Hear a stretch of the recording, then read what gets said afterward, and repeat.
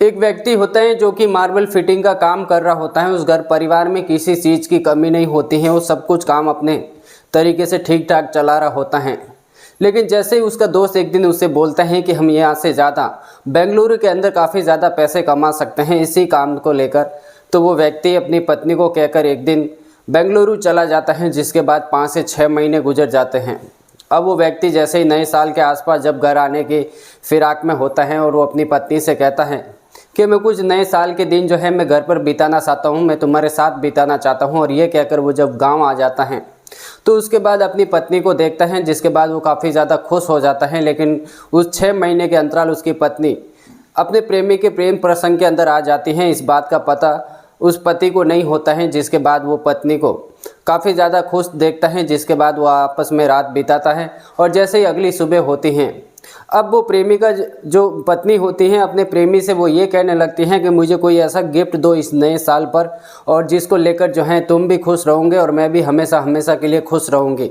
अब ऐसा कौन सा गिफ्ट मांगते हैं जिसके बाद आसपास के लोगों को इस बात का पता लगता है, तो वो भी सोचने पर मजबूर हो जाते हैं। और देखते ही देखते ये कहानी सोशल मीडिया पे भी काफ़ी ज़्यादा वायरल हो जाती हैं। क्या हुआ था आखिर दोस्तों, वो कौन सा गिफ्ट मांग रही थी और आखिर वो प्रेमी कौन सा गिफ्ट लाकर देती हैं, जिसके बाद ये कहानी सोशल मीडिया पर वायरल हो जाती है। पूरी कहानी इस वीडियो के माध्यम से आप सभी को विस्तार से बताऊंगा। नमस्कार दोस्तों, मैं रमजान सैय्याद और आज की सच्ची घटना जो मैं आपको सुनाने जा रहा हूँ, दरअसल राजस्थान का एक जिला लगता है धौलपुर और यहीं पर एक थाना लगता है सैफो। यहीं के आसपास एक छोटा सा गाँव होता है, उस गाँव का नाम होता है दोहनारी। और यहीं के रहने वाले सौरभ सिंह, जिनके 5 बच्चे होते हैं, सब एक लड़का होता है, इसके बाद 4 लड़कियां होती हैं, जिनकी सबकी शादी करवा देते हैं। यहाँ पर जो सबसे छोटा लड़का होता है रविकांत सिंह, उनकी उम्र 34 साल के आसपास की होती है और इनकी भी जो है शादी काफ़ी वक्त पहले हो चुकी थी। यानी हतवारी गांव में एक रजनी नाम की लड़की होती है, उनके साथ उनकी शादी हो जाती है। जिसके बाद धीरे धीरे जैसे जैसे वक्त बीत रहा था, वक्त बीतने के साथ सबसे पहले एक लड़का होता है और उसके बाद एक लड़की भी हो जाती हैं। इसी तरीके से उनका घर परिवार में सब कुछ ठीक ठाक चल रहा होता है।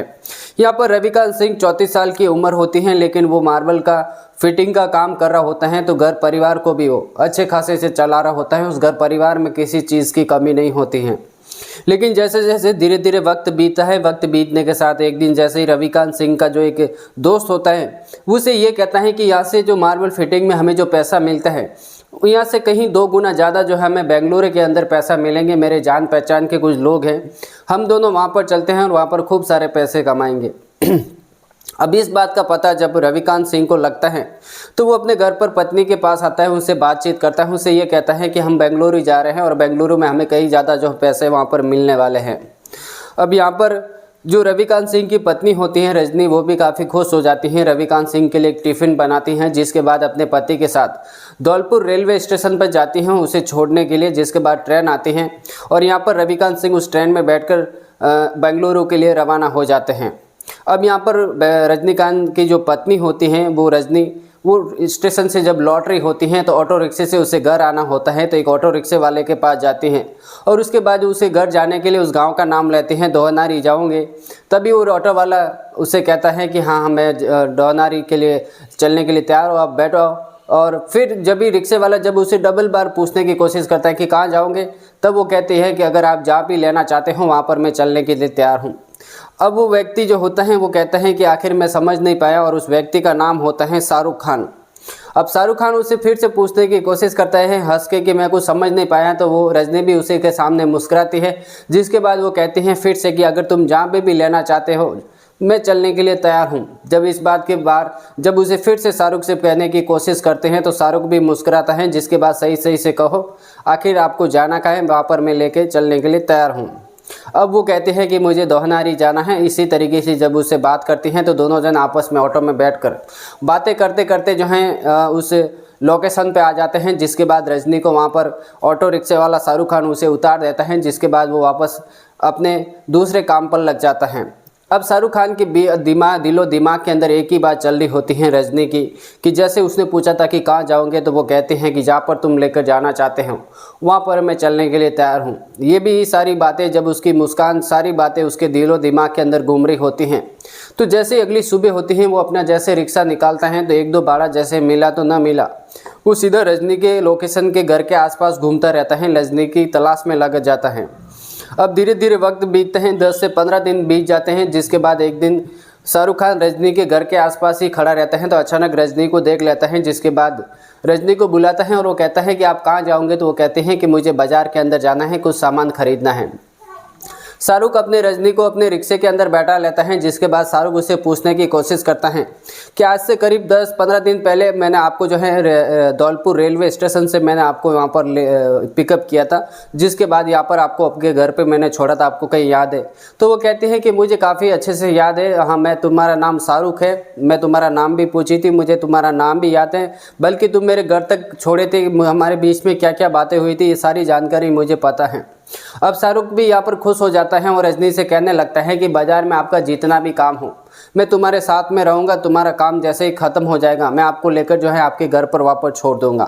रजनी कहती है कि कोई बात नहीं। अब दोनों के बीच में बातें होती हैं। फिर शाहरुख एक बार उसे रजनी से कहता है जब आने के टाइम पर कि आप बुरा ना मानो तो मैं तो आपको बहुत ज़्यादा पसंद करता हूँ और मैं आपसे प्यार करता हूँ। अब रजनी यहाँ पर कहने लगती है कि आप अपनी उम्र देखो, मेरी उम्र देखो, कम से कम 32 साल के आसपास की मेरी उम्र है और तुम्हारी उम्र जो है 19-20 साल के आसपास की है। अब शाहरुख कहता है कि उम्र के ऊपर मत जाओ, दोस्ती करके देख लो, फिर आपको पता चलेगा कि मेरी उम्र कितनी है।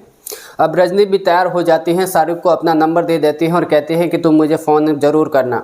रजनी अपने घर पर आ जाती हैं, शाहरुख भी अपने घर पर आ जाती हैं, लेकिन दोनों के बीच में अब फ़ोन पर बातें होने लग जाती हैं।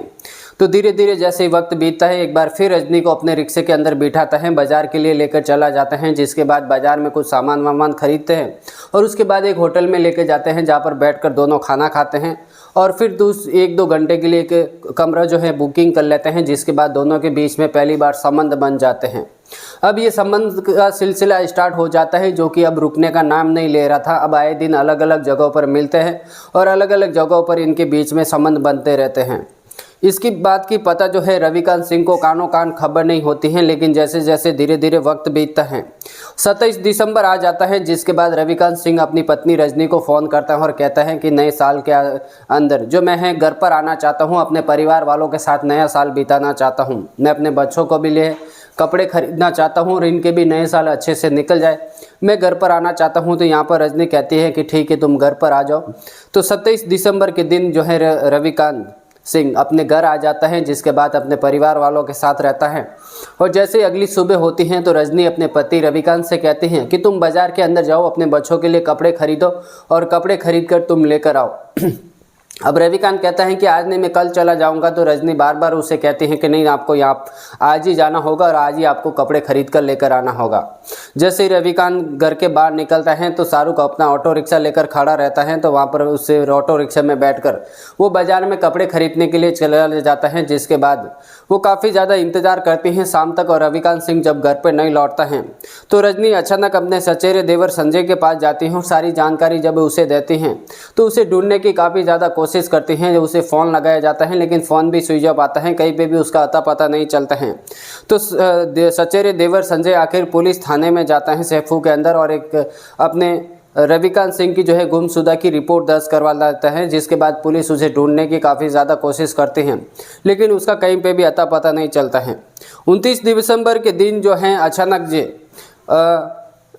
रविकांत की जो पत्नी होती हैं रजनी, वो बैठ कर जो है अपनी पति की यादों के अंदर खोई हुई रहती हैं। तो अचानक उसके अंदर एक आत्मा आती है, एक भूत आता है, जिसके बाद अपने जो है बाल वो घुमाती हैं ऐसे इस तरीके से और कभी लेफ्ट की तरफ ऐसे घुमा रही होती हैं। अचानक लोगों का जमावड़ा हो जाता है, उसे देखने लगते हैं वहाँ पर। तो अचानक उसके शरीर के अंदर जो है रविकांत सिंह की जो है उसके अंदर भाषा आ जाती हैं और उसे जो है बोलने की कोशिश करती हैं और वो ये कहती हैं कि मैं रविकांत सिंह बोल रहा हूँ, मैं कल बाज़ार के अंदर जाता हूँ और कुछ गुंडे लोग मेरा पीछा करते हैं और पीछा करने के बाद एक शेरगढ़ किले के आसपास मुझे वहाँ पर लेकर चले जाते हैं, जिसके बाद मेरे साथ मारपीट करते हैं, मुझे मौत के घाट उतार देते हैं और मौत के घाट उतारने के बाद वहीं पर मुझे खाई के अंदर फेंक देते हैं। मुझे पैसे भी जो है वो लोग छीन लेते हैं, मोबाइल भी छीन लेते हैं और इसके बाद वो लोग वहाँ से भाग जाते हैं और मेरी मृत्यु हो जाती है।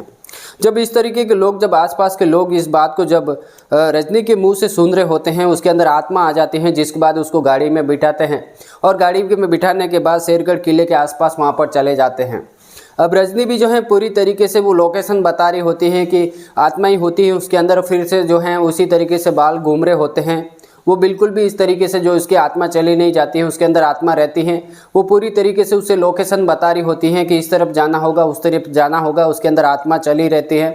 और जैसे ही लोकेशन पे पहुंचते हैं और देखते हैं कि रविकांत सिंह की वहाँ पर बॉडी पड़ी है, तो अचानक से जो है रजनी की जो है अंदर जो आत्मा होती है वो बाहर निकल जाती है, यानी कि वो पूरी तरीके से ठीक हो जाती हैं। और वो डेड बॉडी को जहाँ से वो लोग सभी लोग देखते हैं तो अचानक पुलिस को फ़ोन कर देते हैं। पुलिस भी मौका वारदात पर पहुंच जाती है। थाना प्रभारी वीरेंद्र मीणा जो है अपनी टीम को लेकर एसएफएल टीम की लेकर वहाँ पर पहुँच जाते हैं, जिसके बाद बॉडी के पोस्टमार्टम की रिपोर्ट के लिए भेज देते हैं। लेकिन जब इस केस की हर तरीके से तहकीकात करने लग जाती हैं, हर एंगल से जब पूछताछ करने लग जाती हैं, आसपास के लोगों को, घर के आसपास के लोगों को, सभी से जानकारी इकट्ठा करने की कोशिश करते हैं, तो घर परिवार के लोग ही पुलिस वालों को बताते हैं कि रात के टाइम पर शाहरुख खान एक ऑटो रिक्शा लेकर रविकांत को जो है रेलवे स्टेशन से लेकर आता है, जिसके बाद इसी घर के अंदर वो सो जाते हैं। अगली सुबह होती है तो रविकांत को लेकर जो है ऑटो रिक्शे के अंदर वो बाजार जो है कपड़े खरीदने के लिए लेके जाता है, जिसके बाद वो वापस नहीं लौटता है।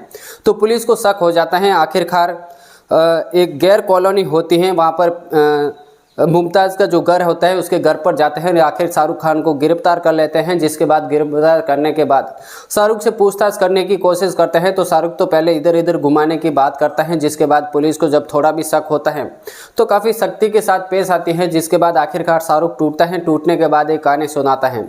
वो कहता है कि आज से 1 साल पहले हम लोग दोनों के एक बीच दूसरे के प्रेम प्रसंग के अंदर आ जाते हैं। धीरे धीरे वक्त बीतता है।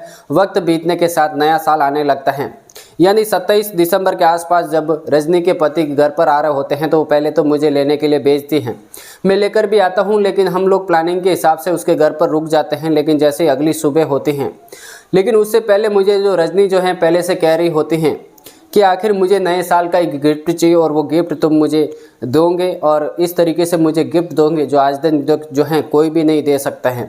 आखिरकार शाहरुख उससे पूछता है कि ऐसा तुम्हें कौन सा गिफ्ट चाहिए, ऐसा कौन सा गिफ्ट देने वाला हूं जो कि आज दिन तक कोई भी इंसान किसी को ऐसा गिफ्ट नहीं देता है। तो रजनी कहती हैं कि मेरे पति को जो है इस दुनिया से हमेशा हमेशा के लिए हटाना होगा और यही गिफ्ट मेरे लिए नए साल का होगा। जैसे ही तुम मेरे पति को इस दुनिया से हटा दोगे, मैं अपनी अगली ज़िंदगी तुम्हारे साथ बिताऊंगी। मेरी कुछ प्रॉपर्टी भी जो हैं तुम्हारे नाम करवा दूंगी और तुम्हारी प्रॉपर्टी सब कुछ मिलकर हम खुशी खुशी से आगे की ज़िंदगी बिताएंगे। पहले तो शाहरुख मना कर देता है, लेकिन रजनी बार बार उसे मनाने की कोशिश करते हैं। तो शाहरुख आखिरकार मान जाता है और मानने के बाद प्लानिंग के अनुसार रविकांत को सुबह सुबह अपनी ऑटो रिक्शे में बिठाता है। बाजार की तरफ लेकर नहीं जाता है, बल्कि वो शेरगढ़ किले के आसपास लेकर जाता है, जहाँ पर बैठकर दोनों पहले शराब पीते हैं। और षड्यंत्र के अनुसार पहले शाहरुख खान थोड़ी शराब पीता है, लेकिन रविकांत सिंह को ज़्यादा शराब पिलाता है, जिसके बाद उसके सर पर वार करके उसे गला दबाकर मौत के घाट उतारने के बाद वो वापस आ जाता है और फिर रजनी से बात करता है कि आखिर तुमने जो काम मुझे दिया था वो तो मैंने पूरा कर लिया है। रजनी को सब कुछ पता होता है, इसी वजह से उसके अंदर आत्मा आती है और आत्मा आने के बाद वो घूमती हैं और लोगों को गुमराह करने की कोशिश करती हैं, जिसके बाद वो उस लोकेशन पर लेकर जाती है। जब भी लोगों को सबको इस बात का पता चल जाता है कि आखिर रविकांत सिंह की डेड बॉडी कहाँ पर है। पुलिस शाहरुख खान को और जो रजनी होती हैं दोनों को गिरफ्तार करती हैं। गिरफ्तार करने के बाद उन्हें कोर्ट में पेश करने वाली हैं, जिसके बाद उसे हमेशा हमेशा के लिए जेल की सलाखों के पीछे भेजा जाएगा। आज की कहानी सुनाने का मकसद हमें किसी को ठेस पहुंचाना नहीं, किसी को तकलीफ पहुंचाना नहीं, बल्कि आप जहाँ भी रहते हैं सेफ रहिए, सुरक्षित रहिए और सावधान रहिए। और इसी तरीके की क्राइम की कहानी हर रोज़ सुनना चाहते हैं तो इस वीडियो को लाइक कर लेना, चैनल को सब्सक्राइब कर लेना। मिलते हैं आपसे अगली वीडियो के अंदर, तब तक के लिए दीजिए हमें इजाज़त। जय हिंद, जय जवान।